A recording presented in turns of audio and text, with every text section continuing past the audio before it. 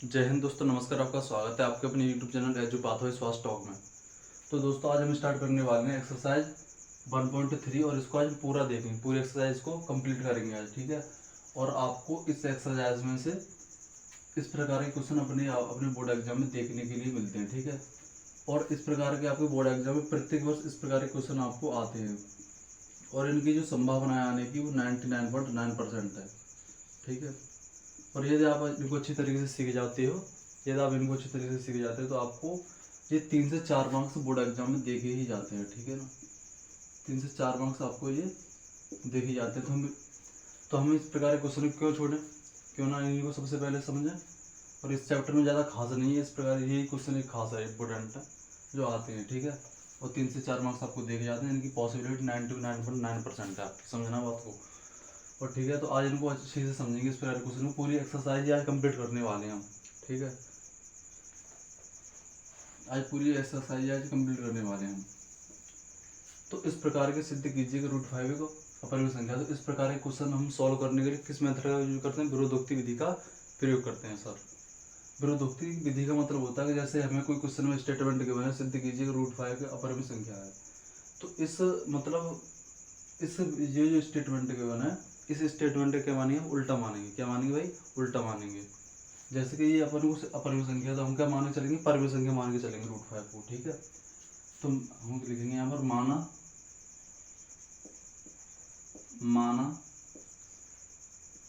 √5 एक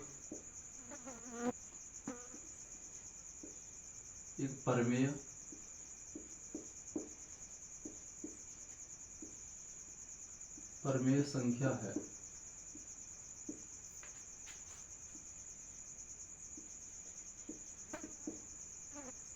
तो √5 PYQ हमने माना √5 का परमेय संख्या है। तो क्या परमेय संख्याओं को हम PYQ में लिखते हैं? हमने माना यहाँ पर √5 का परमेय संख्या है, तो परमेय संख्या को किसके रूप में लिखते हैं? हम PYQ के रूप में लिखते हैं, यानी कि हम अंश और हर के रूप में लिखते हैं। तो हमने PYQ के रूप में इसको लिखा 5 को, ठीक है। हमने इसको परमेय संख्या, तो हम ये किसके बराबर होगा? √5 परमेय संख्या के बराबर होगा, ओके। और हम इस P और Q के बारे में यहाँ पर बता देते हैं, ठीक है। P और Q क्या है? तो जहाँ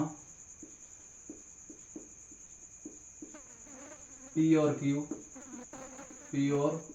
Q सहअभाज्य पूर्णांक हैं, सहअभाज्य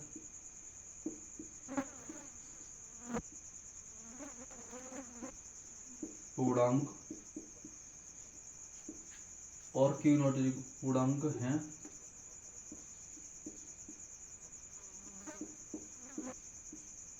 और Q not is equal to 0 है मेरे भाई, समझे ना। आपके जो P और Q हैं आपके सहअभाज्य पूर्णांक हैं, ठीक है। सहअभाज्य पूर्णांक का मतलब ये होता है, जैसे कि अब P और Q का यदि मैं HCF निकालूं, क्या निकालूं? उनका HCF निकालूं, ठीक है। यदि मैं इनका HCF निकालूंगा तो मेरे प्यारे भाइयों आपको इन दोनों का HCF 1 मिलेगा। तो ऐसी संख्याएं, ऐसे नंबर्स जिनका HCF निकालने पर हमको 1 मिले वो सहअभाज्य पूर्णांक कहलाते हैं आपके, ठीक है। या और मैं दोबारा से दूसरे शब्दों में कहूँ तो ये ऐसे नंबर हैं जो खुद अपने आप से ही कटते हैं, ठीक है। उनमें खुद का अपना ही डिवाइड जाता है, ठीक है। यानी P का P में अपने आप से कटेगी P, Q भी अपने आप से ही कटेगा, ठीक है। और इनका HCF निकालूंगा तो ये बनाएगा। तो इस प्रकार के नंबर को हम सहअभाज्य पूर्णांक बोलते हैं, ठीक है। इतनी बात क्लियर? ओके। और अब क्या करूँगा मैं, जो जो Q नीचे है आपको मैं इस तरह इसका इसमें मल्टीप्लाई कर दूँगा Q में, P √5 में। तो √5Q is equal to P, okay. यदि ये √5Q is equal to P है, तो मैं क्या कर दूंगा? इन दोनों पक्षों का स्क्वायर कर दूंगा, दोनों पक्षों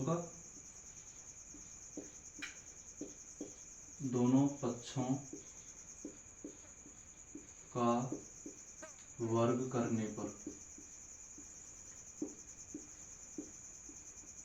इस प्रकार आपको बोर्ड एग्जाम में इसी प्रकार करना है जैसे मैं यहाँ पर कर रहा हूँ, और आपका एक भी मार्क्स नहीं घटेगा इस प्रकार करोगे तो। Is equal to P square, और √5Q स्क्वायर का हो जाएगा आपका 5Q square equal to Q square. Q square का क्यू स्क्वायर और √5 का मतलब √5 का, इसको सॉल्व कर रहे हैं तो इस पर स्क्वायर लग रहा है। ओके, इस प्रकार स्क्वायर लग रहा है तो इसका मतलब है, स्क्वायर का मतलब है इसको √5 इंटू √5 में इसको 2 बार लिख सकता हूँ। और ये वाला 5 और ये वाला 5 दोनों ही क्या है मेरे भाई, ये दोनों क्या है, रूट के अंदर है। तो क्या मैं इनको एक साथ लिख सकता हूँ? क्यों नहीं लिख सकते, आसानी से लिख सकते हैं। और जब भी नंबर जो आपके रूट में ये पेयर में मिलते हैं तो उनमें से एक नंबर आपका बाहर आ जाता है। क्या आ जाता है? बाहर आ जाता है। जब भी आपके रूट के अंदर सेम नंबर है तो उनमें से एक नंबर बाहर आ जाता है। तो जो अपने ये हमारा 5 बाहर आ गया इस प्रकार जैसे। ठीक है, समझ में इतनी बात? अच्छा,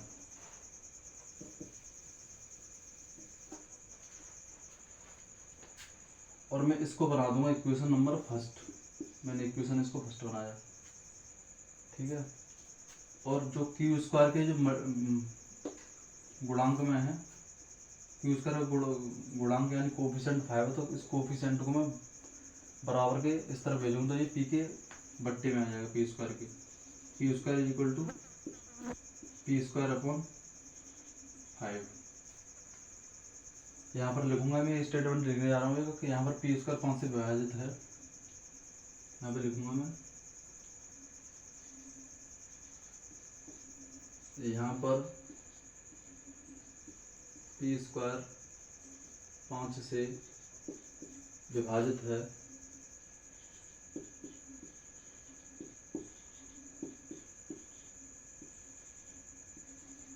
तो पी भी 5 से विभाजित होगा। ये मेरी निष्कर्ष नंबर मैंने 1 निकाला। ये मैंने निष्कर्ष 1 निकाला। ओके, मेरी कंडीशन फर्स्ट है ये। यहाँ पर पी स्क्वायर 5 से विभाजित है तो पी भी 5 से विभाजित होगा। ओके, यहाँ पर जो ये पी स्क्वायर 5 से विभाजित है तो पी भी आपका 5 से विभाजित होगा। जैसे कि समझना, जैसे कि 4 का स्क्वायर अपॉन, अब इसको समझते हैं। ये मैंने कैसे लिखा, यहाँ पर 4 स्क्वायर 5 से 2 से मतलब मान लीजिए ये 2 से विभाजित है, तो इसका कहने का मतलब मेरा यहाँ पर है ये है कि 2 का भाग 4 के स्क्वायर में भी चला जाएगा और 4 में भी चले जाएगा। तो इस प्रकार की कंडीशन ये यहाँ पर क्रिएट हो गई। तो हमने ये इस प्रकार यहाँ पर लिखा है, स्थिति जो कंडीशन हमारी ये बनी, तो हमने ये यहाँ पर लिख दिया इसके बारे में। इतनी बात क्लियर?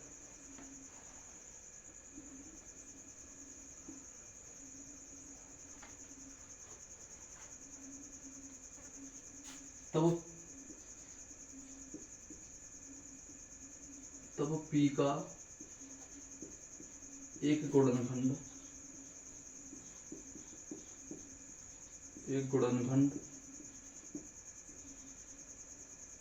5 होगा।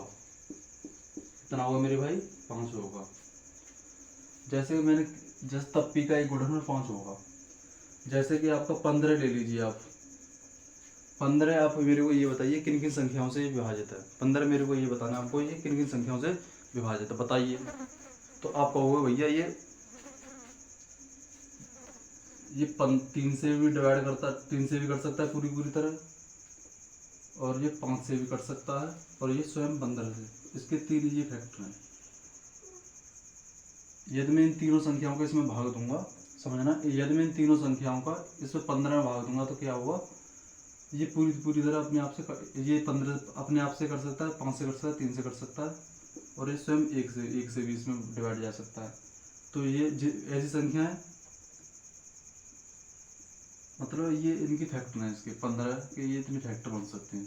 यानी इन संख्याओं का 15 में आसानी से डिवाइड जा सकता है। ओके, इन संख्याओं को इसमें आसानी से डिवाइड जा सकता है। इतनी बात क्लियर? और शेषफल 0 आएगा। तो यहाँ पर मेरे कहने का मतलब ये है कि ये पी स्क्वायर भी तो 5 से डिवाइड करता है, मतलब पी स्क्वायर 5 के डिवाइड में, तो 5 क्या हुआ, इसका एक गुणनखंड होगा। इस प्रकार मैंने यहाँ पर लिखा। दोबारा समझ लीजिए, यानी 15 3 से भी कर सकता है, 5 से भी कर सकता है, 15 से भी कर सकता है, 1 से भी कर सकता है। मतलब ये जितने भी नंबर है यहाँ पर ये लिख रहे हैं, ये वाले नंबर, इन चारों नंबर का इसमें आसानी से भागा जा सकता है, और भागा जा सकता है तो ये क्या है, इसके गुणनखंड है। तो इसी प्रकार ये पी स्क्वायर 5 से विभाजित है, तो पी स्क्वायर 5 से विभाजित है, तो इसका पी भी पी का एक गुणनखंड 5 होगा। इस प्रकार इतनी बात क्लियर हुई तो बताइए मेरे को, इतनी बात क्लियर हुई आपकी? तब फिर मैंने यहाँ पर लिखा तब पी का एक गुणनखंड 5 होगा। इतनी बात क्लियर? तब पी का गुणनखंड 5 होगा। तो पी बराबर मैं अगर मान ले सकता हूँ 5m। अब आप बोलोगे सर ये आपने पी बराबर 5 आपने ले लिया, लेकिन ये आपने m क्यों लगा दिया? पी बराबर 5 क्यों लिया हमने, 5m क्यों लिया? क्योंकि भैया जो 5 है वो पी का एक गुणनखंड है, ठीक है, तो इसलिए मैंने 5 लिया। लेकिन ये m कहाँ से आ गया भाई? आप पूछोगे सर जी भैया जी ये 5 जो m है ये कहाँ से आया? जैसे कि अब मैं आपको बताने जा रहा हूँ ये m कहाँ से आया। और ये 5 × 5, 25 को मैं इसके प्राइम फैक्टराइजेशन करूंगा तो ये 25 5 × 5 लिख सकता हूँ। और मुझे एक के अलावा एक संख्या को ही छोड़ी तो मैंने ये यहाँ छोड़ दिया, और आगे के जितने भी नंबर होंगे उनको मैंने m मान लिया, तो इस प्रकार ये 5m हो गया। ठीक है, आगे के जितने भी नंबर है ये 5m हो गई, तो मैंने इसको इस प्रकार माना है। समझ में बात? यानी कि 25 है, 15 है, 3 × 5, और इसके एक नंबर को छोड़ने के बाद आगे के जितने भी नंबर होते हैं प्राइम फैक्टराइजेशन में उनको हमने m मान लेते हैं। ओके, तो ये मैंने यहाँ पर m मान लिया इनको। तो p का मान समीकरण 1 में रखने में, समीकरण हमारे ये है, तो p का मान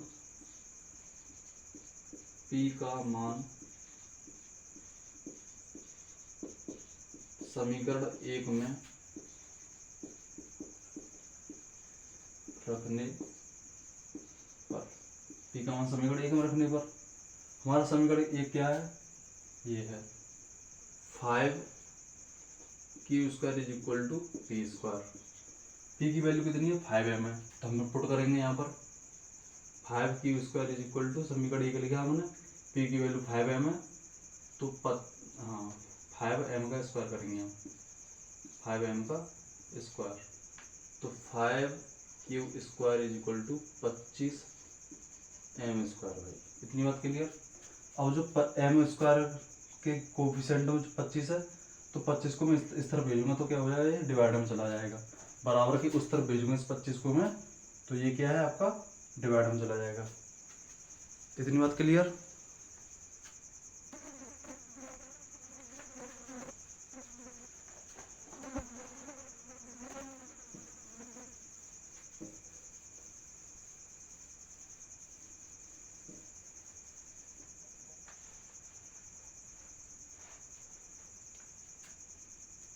यहाँ पर मैं लगा देता हूँ ये साइड, इस प्रकार में एक लाइन खींच देता हूँ इस प्रकार, क्योंकि मेरे को दिक्कत ना आए समझने में।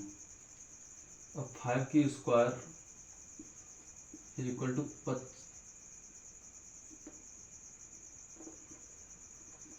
25m²। अब 25 को मैं बराबर के इस तरफ भेजूंगा, तो 5q² / 25 = m², तो q² / 5 ये बन गया, यानी 5 का मैंने इसमें भाग दिया और 5 का मैंने इसमें भाग दिया, तो 5 ये एक बार गया, तो एक को मैं यहाँ पर लिख नहीं सकता, लिखूंगा नहीं, और ये मैंने 5 लिख दिया = m²। तो मेरी भाई इसमें ये वाली कंडीशन जो थी और ये वाली कंडीशन कुछ सेम है, ठीक है ना, ये सेम क्रिएट हो गई। तो यहाँ पर लिखेंगे हम, यहाँ पर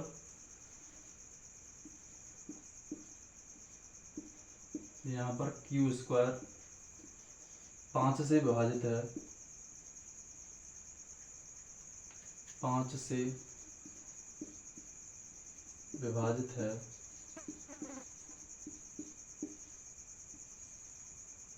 है, तो q भी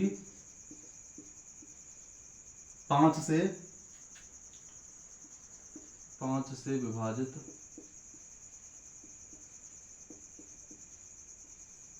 होगा।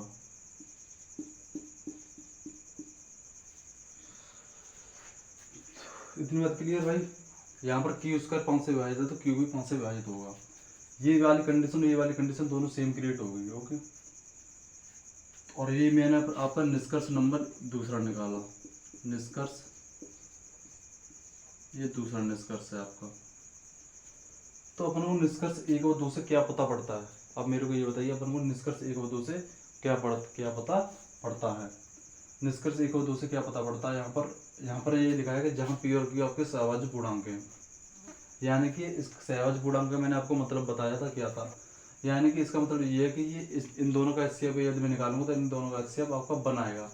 और मैं सिंपल भाषा में बोलूँ तो ये इसका मतलब सहभाज्य पूर्णांक का मतलब ये है कि ये अपने आप से डिवाइड हो सकते हैं, यानी पी अपने आप से ही कटेगा, किसी दूसरे नंबर से नहीं कटेगा, और क्यू भी अपने आप से ही कटेगा, ठीक है, ये किसी दूसरे नंबर से नहीं कटेगा। इतनी बात क्लियर। अब यहाँ ठीक है कि पी भी अपने आप से कटेगा और क्यू भी अपने आप से कटेगा, किसी दूसरे नंबर से नहीं कटेगा, ओके। लेकिन यहाँ पर जो कंडीशन क्रिएट हुई वो ये यहाँ पर मेरे को पता पड़ा कि ये पी स्क्वायर पी 5 से डिवाइड हो सकता है और क्यू 50 से, मतलब अपने के अलावा किसी दूसरे नंबर से भी डिवाइड हो सकता है। तो क्या हो गया, हम गलत हो गए, ठीक है। हमने जो यहाँ पर ये लिखा था ये स्टेटमेंट गलत हो गई अपनी। तो यहाँ पर क्या है कि हमें निष्कर्ष 1 व 2 से पता पड़ता है, यहाँ पर लिखेंगे, ये आपको इस प्रकार नोट डाउन करना है इस तरीके से, और ये यहाँ पर ठीक है, ये अलग है आपका। तो यहाँ पर लिखेंगे हम, यहाँ पर निष्कर्ष स्थिति 1 व 2 से, यानी स्थिति मतलब निष्कर्ष स्थिति 1 व 2 से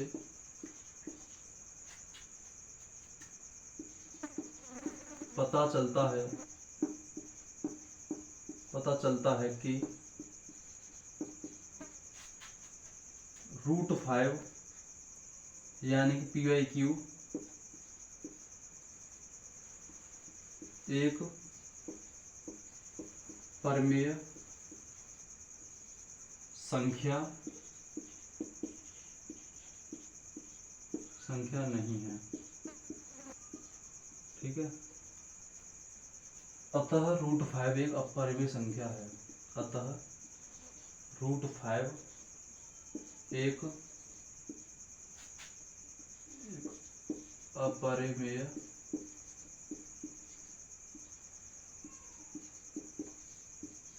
संख्या, ठीक है। ये आपका हुआ क्वेश्चन क्लियर। आपको बोर्ड एग्जाम में जैसे मैंने यहाँ पर कराया है बोर्ड पर, आपको उसी तरह करना है, ठीक है। आपको उसी तरह इस बोर्ड एग्जाम में करना है जैसे मैंने यहाँ पर कराया है, ओके। जैसे मैंने यहाँ पर लिखा, जैसे कि अब दोबारा आपको मैं बता देता हूँ किस प्रकार किया मैंने। यहाँ पर क्वेश्चन में सिद्ध कीजिए √5 का परिमेय संख्या, अपन को ये सिद्ध करना है। तो यहाँ पर हम विरोधोक्ति विधि का प्रयोग करते हैं। विरोधोक्ति विधि का मतलब होता है जैसे कि कोई आपका क्वेश्चन में स्टेटमेंट गिवन है तो उस स्टेटमेंट का अपन उसका उल्टा मान लेते हैं। क्या मान लेते हैं भाई, उल्टा मान लेते हैं उसका। उल्टा हमने माना इसकी अपरिमेय, तो यहाँ पर माना √5 एक परिमेय संख्या है। तो √5 को मैंने कि भाई परिमेय संख्या माना, तो √5 को मैंने परिमेय संख्या माना, तो परिमेय संख्या को PYQ के रूप में लिखते हैं। तो √5 PYQ लिखा मैंने यहाँ पर, यानी मैंने √5 को परिमेय संख्या माना तो इसको मैंने PYQ में लिखा यहाँ पर कि भाई √5 परिमेय संख्या है। जहाँ पर मैंने P और Q के बारे में यहाँ पर बताया कि जहाँ पर P और Q आपके सहभाज्य पूर्णांक है और Q ≠ 0 है, यानी Q आपका 0 कभी नहीं होना चाहिए, ठीक है ना। Q जो है आपके 0 के बराबर नहीं होना चाहिए कभी। अब मैंने Q का इसे मल्टीप्लाई किया और इसके नीचे बनवाना होता है, ये P आ गया। दोनों पक्षों को मैंने स्क्वायर कर दिया, दोनों पक्षों को स्क्वायर करने पर मेरे को यही मिला। मैंने इसको समीकरण इक्वेशन नंबर फर्स्ट बनाया। अब जो क्यू स्क्वायर का जो मल्टीप्लाई में था मैंने इसको डिवाइड में भेजा। डिवाइड में भेजने पर मेरे को ये पता यहाँ पर P स्क्वायर 5 से विभाजित, तो P भी 5 से विभाजित होगा, ठीक है। और तब P का एक गुणनखंड 5 होगा, यानी कि मैंने आपको बताया 15 में जैसे में 3 का भाग चला जाएगा, 5 का भाग चलेगा, 1 का भाग चलेगा, स्वयं 15 का भी चला जाएगा। समझ में आ रही बात। तो ये क्या है, आप जो मैंने बोले ये सभी इस 15 के फैक्टर हैं। तो इस प्रकार ये P भी तो 5 से विभाजित है, P स्क्वायर भी 5 से विभाजित है, तो P का एक गुणनखंड 5 होगा। इस प्रकार मैंने यहाँ पर लिखा और P बराबर मैंने 5 m लिखा, यानी कि क्यों लिखा मैंने, क्योंकि ये P का एक गुणनखंड है 5, P का एक गुणनखंड, इसलिए मैंने इसके 5 को P के बराबर लिखा। अब आप बोलोगे ये 5 भैया 5 कहाँ से आया, 5 भैया ये इस प्रकार आया कि आगे जैसे 25 है, 25 के मैं प्राइम फैक्टराइजेशन करूँ या 15 करूँ तो क्या हुआ, आगे जितने भी नंबर एक को छोड़ के आगे जितने भी नंबर होते हैं उनको हमने m मान लिया, ठीक है। P का मान समीकरण 1 में रखने पर, समीकरण 1 था, मैंने P का मान समीकरण 1 यहाँ पर लिखा, P की वैल्यू यहाँ पर पुट की मैंने। तो इस प्रकार यहाँ पर ये सिचुएशन क्रिएट हुई। यहाँ पर P स्क्वायर, यहाँ पर Q स्क्वायर 5 से विभाजित है, तो Q भी 5 से विभाजित हुई। ये निष्कर्ष मेरा 2 निकाला। अब मेरे को यहाँ पर ये जो मैंने यहाँ पर जो माना था ये गलत है। यहाँ पर इन दोनों से इन दोनों जो निष्कर्ष 1 था मेरा, निष्कर्ष एक ये रहा और निष्कर्ष 2 था। और निष्कर्ष 1 और 2 से अपन को ये पता पड़ता है कि ये जो हमने यहाँ पर स्टेट ये माना था इसका उल्टा ये गलत सिद्ध होता है निष्कर्ष 1 और 2 से। तो यहाँ पर लिखेंगे हम स्थिति 1 और 2 से पता चलता है कि PYQ एक परिमेय संख्या आपकी नहीं है और अतः रूट 5 अपरिमेय संख्या है। तो इस प्रकार आपको ये सॉल्व करना है, ठीक है। बोर्ड एग्जाम में आपको 3 से 4 मार्क्स आपको देखे जाता है, ठीक है, 3 से 4 मार्क्स और प्रत्येक वर्ष आता है आपका ये। अच्छे से सीखना है आपको, रिवीजन करना है आपका, रिवीजन में, ठीक है। आपकी रिवीजन में ही डिवीजन है। जितना ज़्यादा मैथमेटिक्स के अंदर आप रिवीजन करते हो उतने आपके नंबर आने की ज़्यादा संभावना होती है, उतना ही आप सीखोगे गणित के अंदर। जितनी ज़्यादा प्रैक्टिस करोगे उतनी ज़्यादा आप सीखोगे गणित। मैथ जो मांगता है आपकी प्रैक्टिस मांगता है। क्या मांगता है? प्रैक्टिस। प्रैक्टिस मांगता है भाई। जितनी ज़्यादा प्रैक्टिस करोगे उतना ही आपका परफॉर्मेंस अच्छा रहेगा। तो आप इसको नोट डाउन कीजिए, उसके बाद हम अगले क्वेश्चन पर बढ़ते हैं।